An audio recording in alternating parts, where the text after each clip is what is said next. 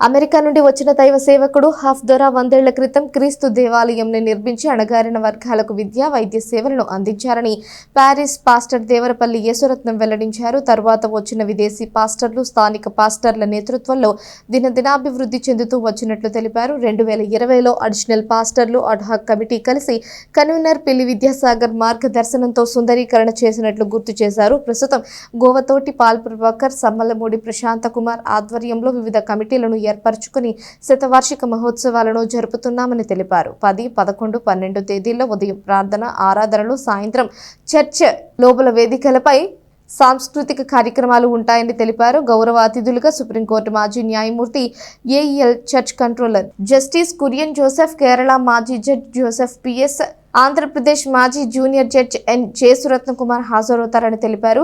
Reverend why Lenin బాబు మాట్లాడుతూ town church క్రీస్తు మతానికి పరిమితం కాదన్నారు.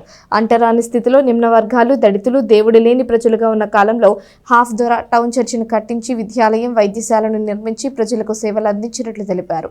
3 రోజుల ఉత్సవాలకు ప్రజలు హాజరై దేవుని మన్ననలు పొందాలని అడిషనల్ పాస్టర్లు రెవరెండ్ డి సల్మాన్ రాజు, రెవరెండ్ ఎంవివి ప్రకాష్ రాజు కోరారు. శతవార్షిక మహోత్సవాల్లో భాగంగా 12వ తేదీ మధ్యాహ్నం 12 గంటల నుంచి సెయింట్ జాన్స్ విద్యా సంస్థ పక్కన గల లూథరన్ యూపీ స్కూల్ ప్రాంగణంలో శతవార్షిక ప్రేమ విందు ఉంటుందని అడ్హాక్ కమిటీ సభ్యుడు జి వేమయ్య తెలిపారు.